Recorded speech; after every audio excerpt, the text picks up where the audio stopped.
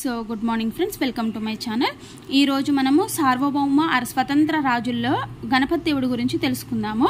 So Ganapati దేవుడు and Ganapati దేవుడు సాధించినటువంటి సైనిక విజయాల గురించి కూడా తెలుసుకుందాం, ఓకేనా. సో మరి గణపతి దేవుడు రాజధాని ఏంటి అంటే ఓరుగల్లు శాశ్వతంగా. అంటే మనం ఇంతకు ముందు ఏంటి అని అంటే ఓరుగల్లుని తాత్కాలికంగా ఏర్పాటు చేశారన్నాం కదా. మరి గణపతి దేవుడి కాలం నుంచి కాకతీయుల యొక్క రాజధాని అనేది పర్మనెంట్గా ఓరుగల్లుకు షిఫ్ట్ అయిందనమాట.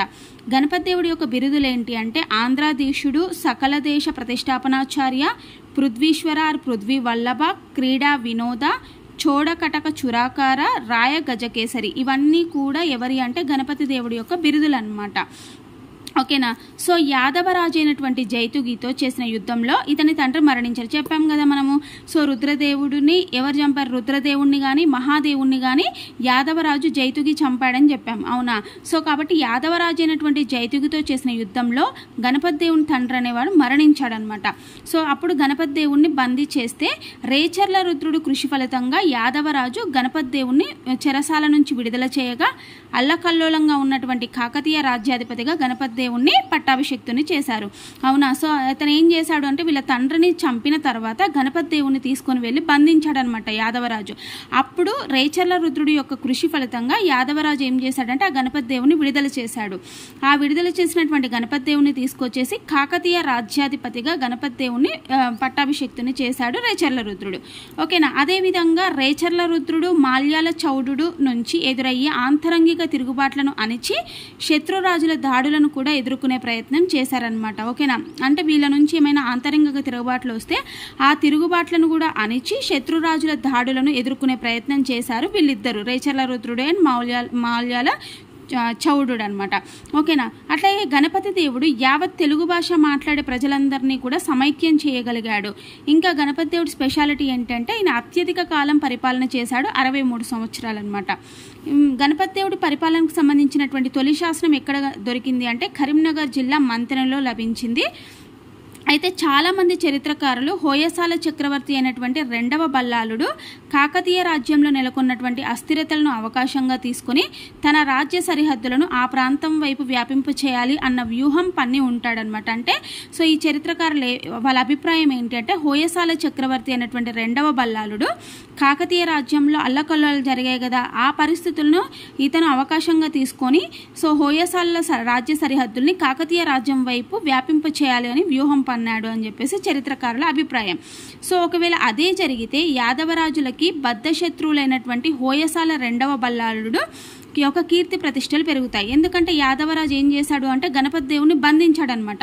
సో గణపతి దేవుని బంధించడం వల్ల అలాంటి పరిస్థితుల్ని ఈ హోయసాల చక్రవర్తి రెండవ బల్లాలుడు అవకాశంగా తీసుకొని ఒకవేళ కాకతీయ రాజ్యంపై గనక దండెత్తితే ఈ హోయసాల చక్రవర్తి అయినటువంటి రెండవ బల్లాలుడు విన్ అవుతాడనమాట. అప్పుడు కానీ ఈ హోయసాలులు అనేవాళ్ళు యాదవరాజులకు శత్రువులు అనమాట. తమ శత్రువులు ఎదగడం అనేది యాదవరాజులకు ఇష్టం లేకపోవడం వల్ల అతను ఏం చేశాడు అంటే గణపతి దేవుని విడుదల చేసి సో కాకతీయ సామ్రాజ్యంలో నిలబెట్టాడనమాట, ఓకేనా. అంటే ఎక్కడైతే ఈ హోయసాల చక్రవర్తి వల్ల ఇబ్బంది వస్తుందో అని ఆలోచించి గణపతి దేవుని విడుదల చేశారు యాదవరాజులు, ఓకేనా. ఆ విధంగా ఇష్టం లేని జైతుకి గణపతి దేవుని విడుదల చేశాడు. అంటే గణపతి దేవుని విడుదల చేయడం ఇష్టం లేకపోయినా యాదవరాజుకి హోయసాల నుంచి వచ్చేటువంటి ప్రాబ్లంని ముందుగానే పసిగట్టి విడుదల చేశాడనమాట. అట్లాగే యాదవరాజు జైతుగి తన కూతురు అయినటువంటి సోమలాదేవిని గణపతి దేవుడికి ఇచ్చి వివాహం జరిపించాడు, ఓకేనా. ఎవరు? యాదవరాజు. అంటే అతని విడుదల చేయడమే కాకుండా అతడి కూతుర్ని కూడా ఇచ్చి వివాహం జరిపించాడు. అట్లాగే మనకి గణపతి దేవుడి యొక్క సైనిక విజయాలు. సో యుద్ధాలు విజయాల గురించి గణపతి దేవుడి యొక్క యుద్ధాలు విజయాల గురించి ఎందులో ఉంది అంటే ఇరగవరం స్తంభ శాసనంలో ఉందన్నమాట. ఇతడి విజయాలు గణపతి దేవుడి యొక్క విజయాల్లో ఎవరు? సేనాధిపతులైనటువంటి రేచర్ల రుద్రుడు, మాల్యాల చౌడు అనే వాళ్ళు ప్రముఖ పాత్రను పోషించారనమాట, వీళ్ళిద్దరు సేనాధిపతులు. అయితే కొన్ని రాజ్యాల పాలకులను సామంతరాజులుగా గుర్తించాడు. ఎవరు అంటే గణపతి దేవుడు రాజ్యాన్నిపై ఆక్రమించినా కూడా ఆ రాజ్యాన్ని తను కాకతీయ సామ్రాజ్యంలో కలుపుకోకుండా సో వాళ్ళని సామంతులుగా గుర్తించాడనమాట గణపతి దేవుడు. ఓకేనా. మరికొందరితో ఏం చేశాడు అంటే వైవాహిక సంబంధాలను నెలకొల్పాడు. అంటే గణపతి దేవుడు రాజనీతిని ప్రదర్శించి దౌత్య సంబంధాలకు ప్రాధాన్యతనిచ్చాడు. అంటే వేరే రాజులైతే ఏం చేస్తారు అంటే ఏదైనా రాజ్యాన్ని ఆక్రమించినప్పుడు వాళ్ళ రాజ్యంలో కలిపేసుకుంటారు. కానీ గణపతి దేవుడు ఏం చేశారు అంటే ఆ రాజ్యాన్ని తన రాజ్యంలో కలుపుకోకుండా వాళ్ళకి సామంత హోదా అనేది ఇచ్చాడనమాట. ఓకేనా. అట్లాగే గణపతి దేవుడు కాకతీయ రాజ్య సింహాసనం అధిష్ఠించే నాటికి తీరాంధ్ర ప్రాంతంలో అంతవరకు అధికారం చెలాయించినటువంటి తూర్పు చాళుక్య, చోళ చాళుక్య, కళ్యాణి చాళుక్యుల అధికారం బలహీనపడ్డది.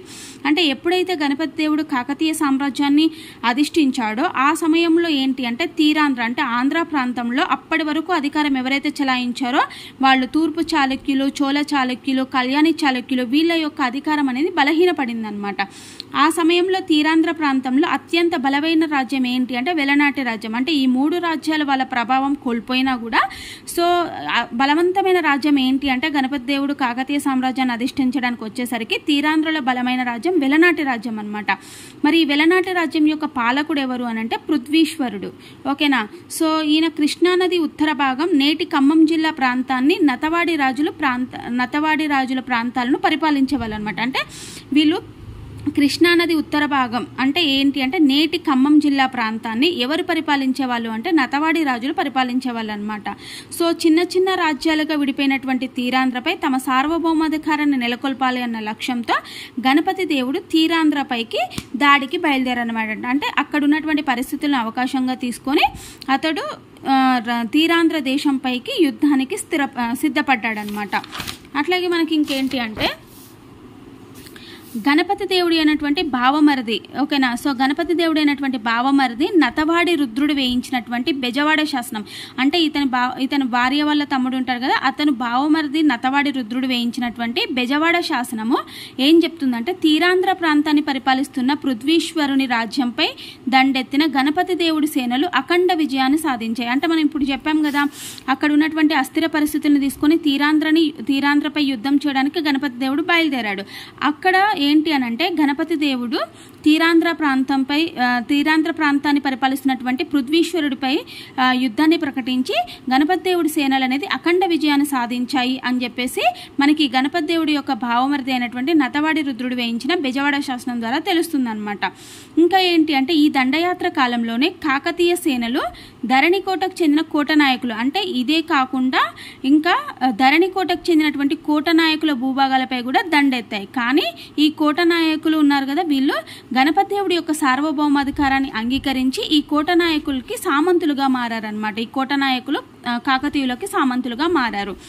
నెక్స్ట్ ఏంటి అంటే గణపతి దేవుడి యొక్క సేనలు తర్వాత కృష్ణముఖ ద్వారం ఇది ఆక్రమించిన తర్వాత మళ్ళీ ఎక్కడికి వెళ్ళారు అంటే కృష్ణముఖ ద్వారంలో ఉన్నటువంటి దివిసీమ. ఓకేనా. సో మరి ఆ సమయంలో దివిసీమను ఎవరు పరిపాలిస్తున్నారు అంటే అయ్యవంశ పాలకులు పరిపాలిస్తున్నారనమాట. ఈ దివిసీమ పాలకుడైనటువంటి పిన్నచోడుడు ఉంటాడు కదా ఇతను వీరోచితంగా కాకతీయ సైన్యాలతో పోరాడి ఓటమి పాలయ్యాడు ఈ పిన్నచోడుడు. ఓకేనా. అయ్యవంశ పిన్నచోడుడు. సో ఈయనేంటి అంటే దివిద్వీపం ఆక్రమించినందుకు గాను సూచికగా గణపతి దేవుడి సేనాధిపతి అయినటువంటి మాల్యాల చౌర్యుడు ఉన్నాడు కదా అంటే ఈ దివిసీమను ఎవరు ఆక్రమించారు అని అంటే కాకతీయ సేనల్లో ఉన్నటువంటి మాల్యాల చౌండ్యుడు అనమాట. సో ఈ దివిసీమను ఆక్రమించినందుకు గాను ఈ మాల్యాల చౌండ్యుడికి సో ఏంటి అంటే ద్వీపిలుంటాక దీవి చురాకార అనే బిరుదులు అనేది ధరించాడనమాట మాల్యాల చౌండ్యుడు. ఓకేనా. అట్లాగే ఈ రాజనీతిజ్ఞుడైనటువంటి గణపతి దేవుడు దివిసీమను తమ సామ్రాజ్యంలో కలుపుకోకుండా పిన్నచోడునే పరిపాలించే ఏర్పాటు చేశారు. మనం ఇందాకే చెప్పుకున్నాం అందరు రాజుల్లాగా ఈయన గెలిచిన తర్వాత రాజ్యాలను ఆక్రమించలేదు వాళ్ళకే సామంత హోదా ఇచ్చాడని చెప్పుకున్నాం కదా. అట్లాగే ఈ అయ్యవంశాన్ని పాలించేటువంటి పిన్నచోడుని కూడా ఆ రాజ్యాన్ని కలుపుకోకుండా ఆ రాజ్యానికి పిన్నచోడునే సామంత హోదాలో నియమించాడనమాట. ఆ రకంగా కూడా మళ్ళీ కాకతీయులకి అయ్యవంశస్థుల మధ్య వైవాహిక సంబంధాలు కూడా ఏర్పరిచిందనమాట.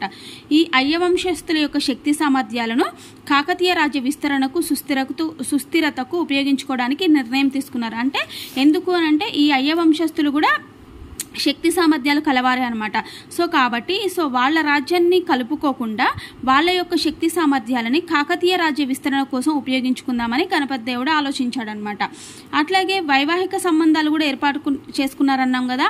ఈ అయ్యవంశ పినచోడుడు తన 2 కుమార్తెలైనటువంటి నారాంబ పేరాంబలను గణపతి దేవుడికి ఇచ్చి వివాహం జరిపించాడనమాట. మరి పిన్నచోడు యొక్క కుమారుడు ఉంటాడు కదా, కుమార్తెలు నారాంబ పేరాంబ. కుమారుడు వచ్చినటువంటి జయాపను గణపతి దేవుడు కొలువులో గజసాహినిగా నియమించాడు. ఓకేనా. సో కాకతీయ సేనల యొక్క శక్తి సామర్థ్యాలను గ్రహించినటువంటి నెల్లూరు చోడతిక్కరాజు గణపతి దేవుడి పక్షాన చేరాడు. అంటే వీళ్ళ శక్తి సామర్థ్యాలు చూసిన తర్వాత అతను కాకతీయులకు ఎదురు తిరగకుండా ఈ నెల్లూరు చోడతిక్కరాజు గణపతి దేవుడి పక్షాన చేరి వాళ్ళ చెప్పిన విధంగా విన్నాడనమాట. పృథ్వీశ్వరుడు తన సైన్యంతో గణపతి దేవుడి సేనలతో ముఖాముఖి యుద్ధంలో ఓడిపోయి మరణించాడు. ఎవరు? ఈ పృథ్వీశ్వరుడు ఉన్నాడు కదా, ఈ పృథ్వీశ్వరుడు ముఖాముఖి యుద్ధంలో ఓడిపోయాడనమాట. కాకతీయ చక్రవర్తి గణపతి దేవుడి శాసనాల్లో అతనికి పృథ్వీశ్వర శిరః కందుక క్రీడా వినోద అని వర్ణించబడింది. అంటే గణపతి దేవుడి గురించి ఏంటి అంటే పృథ్వీశ్వర శిరః కందుక క్రీడా వినోద అనేసి ఉందన్నమాట. అంటే మీనింగ్ ఏంటి అంటే పృథ్వీశ్వరుడి యొక్క తల అను బంతితోటి ఆడుకున్నవాడే గణపతి దేవుడు అని చెప్పేసి ఎందులో ఉంది అంటే నతవాడి రుద్రుడు వేయించినటువంటి బెజవాడ శాసనంలో ఉందన్నమాట. నెక్స్ట్ ఈ పృథ్వీశ్వరుడు కోశాధికారి అయినటువంటి అనంతుడు, ఈ తన కోశాధికారి ఉంటాడు కదా, ఆ కోశాధికారి అయినటువంటి అనంతుడు కూడా ఒక శాసనాన్ని వేయించాడు. అదే శ్రీకుర్మం శాసనము. అది వెలనాటి పాలకుల యొక్క చివరి శాసనం అయి ఉంటుంది అని చెప్పేసి చరిత్రకారుల అభిప్రాయం. సో గణపతి దేవుడు జయాపసేనాని వెలనాడు ప్రాంతానికి వైస్రాయిగా నియమించాడు. అంటే ఇప్పుడు ఇక్కడ వెలనాడు ప్రాంత పృథ్వీశ్వరుడు మరణించాడు కాబట్టి సో ఆ వెలనాడును పాలించడం కోసం గణపతి దేవుడు జయాపసేనాని వైస్రాయిగా నియమించాడనమాట. అది ఇక్కడ వరకు. నెక్స్ట్ ఏంటి అంటే గణపతి దేవుడి యొక్క దక్షిణ దేశ దండయాత్ర. అంటే ఇప్పుడు దక్షిణ భారతదేశంలో దండయాత్ర చేశాడు కదా, సో గణపతి దేవుడు దక్షిణ దేశంపై 2 సార్లు దండయాత్ర చేశాడు. ఎందుకు అనంటే అక్కడ ఉన్నటువంటి రాజకీయ పరిస్థితులు, అక్కడ ఉన్నటువంటి వారసత్వ తగాదాల కారణంగా ఈయన దండయాత్రకు సిద్ధమయ్యాడనమాట. సో ఫస్ట్ ఏంటి అంటే నెల్లూరు తెలుగుచోళ రాజు అయినటువంటి నల్లసిద్ధి, అంటే నెల్లూరు తెలుగుచోళ రాజ్యం ఉంది కదా, ఆ రాజ్యానికి చెందినటువంటి నల్లసిద్ధి విక్రమసింహపురి నెల్లూరు రాజధానిగా రాజ్యాన్ని పరిపాలించాడు. ఎవరు? ఈ నల్లసిద్ధి విక్రమసింహపురి. అప్పుడు చోళ చక్రవర్తి 2వ రాజాదిరాజు బలహీనతను ఆసరాగా తీసుకొని అతడు స్వాతంత్రం ప్రకటించుకున్నాడు. ఇతడు నెల్లూరు రాజధానిగా రాజ్యాన్ని పరిపాలించాడు అన్నాం కదా విక్రమసింహపురి. ఆయన ఎలా చేశాడు అంటే చోళ చక్రవర్తి అయినటువంటి 2వ రాజాదిరాజు యొక్క బలహీనతను ఆసరాగా తీసుకొని ఇతను స్వాతంత్రం ప్రకటించుకున్నాడు విక్రమసింహపురి. అయితే ఇతడి తర్వాత ఈ విక్రమసింహపురి తర్వాత తెలుగు చోళ రాజ్యాన్ని అతని వారసులైనటువంటి మొదటి పేతరాజు ఎర్రసిద్ధి పరిపాలించారు. ఈ ఎర్రమనమ సిద్ధికి మళ్ళీ ఈ మొదటి బేతరాజు ఎర్రసిద్ధి అన్నాం కదా, ఈ ఎర్రమనమ సిద్ధికి మళ్ళీ 2 కుమారులు అనమాట. మొదటి మనమ సిద్ధి అండ్ తమ్మ సిద్ధి అని 2 కుమారులు ఉన్నారు. ఆ సమయంలో చోళ చక్రవర్తి అయినటువంటి 3వ కులోత్సంగ చోళుడు ఉన్నాడు కదా, ఇతను నెల్లూరు తెలుగు చోళ రాజ్య వ్యవహారాల్లో జోక్యం చేసుకున్నాడు అనమాట. సో మొదట మనమసిద్ధి నెల్లూరు తెలుగు చోళ సింహాసనం అధిష్ఠించగానే, అంటే ఇక్కడ వీళ్ళిద్దరు ఉన్నారు కదా, మొదటి మనమసిద్ధి తమ్మ సిద్ధి కదా, ఎర్ర మనమసిద్ధి కొడుకులు. అందులో ఏంటి అంటే ఈ మొదటి మనమసిద్ధి అనేవాడు తెలుగు చోళ రాజ్యాన్ని పరిపాలిస్తున్నాడు అనమాట. సో కాబట్టి ఇది ఇష్టం లేనటువంటి ఎవరు చోళ చక్రవర్తి అయినటువంటి 3వ కులోత్సంగ చోళుడు నెల్లూరు తెలుగు చోళ వ్యవహారాల్లో జోక్యం చేసుకున్నాడు. ఈ మొదట మనమసిద్ధి నెల్లూరు తెలుగు చోళ సింహాసనం అధిష్ఠించగానే 3వ కులోత్సంగ చోళుడు తన సేనలతో నెల్లూరుపై దండెత్తాడు. అప్పుడు ఏమయ్యాడు అంటే ఈ మొదటి మనమసిద్ధి పరాజయం చెందాడనమాట. ఈ ఎవరు గెలిచారు మరి? 3వ కులోత్సంగ చోళుడు విజయం సాధించాడు. ఇతడు ఏం చేశాడు అని అంటే ఈ 3వ కులోత్సంగ చోళుడు తన సార్వభౌమత్వాన్ని అంగీకరించినటువంటి నల్లసిద్ధి, ఇక్కడ నల్లసిద్ధి ఉన్నాడు కదా, ఆ నల్లసిద్ధి విక్రమసింహపురి అన్నాం కదా, ఈ నల్లసిద్ధికి తన నెల్లూరు తెలుగు చోళ రాజ్యాన్ని అప్పగించాడనమాట. అనంతరం నల్లసిద్ధి తమ్ముడు తమ్మసిద్ధి, అంటే ఈ నల్లసిద్ధి తర్వాత మళ్ళీ అతని తమ్ముడైనటువంటి తమ్మసిద్ధి నెల్లూరుని పరిపాలించాడు.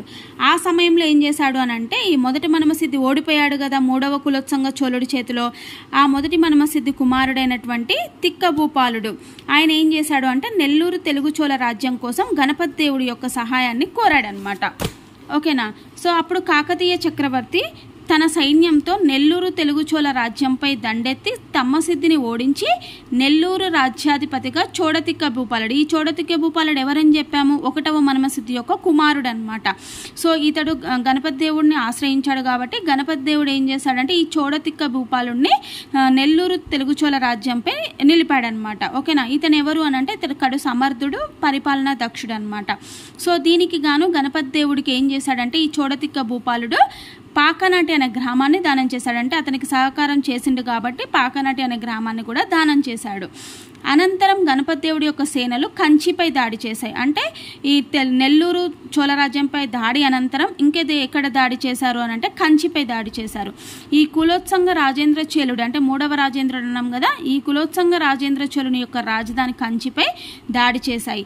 ఈ మొదటి దక్షిణ దేశ విజయాలను రేచర్ల రుద్రుడు వేయించినటువంటి చేబ్రోలు శాసనము, జయాపసేనాన్ని వేయించినటువంటి గణపేశ్వర శాసనం సమర్థిస్తున్నాయి అన్నమాట. అంటే ఇతని యొక్క తెలుగు రాజ్య దక్షిణ భారతదేశ రాజ్యాలపై చేసినటువంటి విజయాల గురించి ఈ రేచర్ల రుద్రుడు వేయించినటువంటి చేబ్రోలు శాసనము, జయాపసేనాన్ని వేసినటువంటి గణపేశ్వర శాసనం సమర్థిస్తున్నాయి అన్నమాట. అట్లాగే సామంత భోజుడు, ఈ సామంత భోజుడు ఏం చేశాడు అంటే వలయూరు యుద్ధంలో ఈ విజయగొండ భూపాలుని ఓడించి 2వ మనమసిద్ధిని నెల్లూరు ప్రభువుగా చేశాడనమాట. అంటే 2వ మనమసిద్ధి కూడా మనకి గణపతి దేవుడి యొక్క సహాయం కోరాడు కాబట్టి ఆ గణపతి దేవుడు ఏం చేశాడంటే సామంత భోజుడిని పంపాడనమాట. ఎవరిని? 2వ మనమసిద్ధిని ప్రభువుగా చెయ్యమని చెప్పేసి ఎవరిని పంపాడు అని అంటే మనకి సామంత భోజుని పంపాడు. ఈ సామంత భోజుడు ఏం చేశారంటే వలయూరు యుద్ధంలో అక్కడ ఆక్రమించినటువంటి విజయగొండ భూపాలుని ఓడించి 2వ మనమసిద్ధిని నెల్లూరు ప్రభువుగా చేశాడనమాట. సో దీనికి 2వ మనమసిద్ధి గణపతి దేవుడికి మోటుపల్లి ఓడరేవుని ఇచ్చాడు. అంటే 2వ మనమసిద్ధి కూడా గణపతి దేవుడు సహకారం చేశాడు కాబట్టి గణపతి దేవుడికి మోటుపల్లి ఓడరేవుని అనేది ఇచ్చాడనమాట.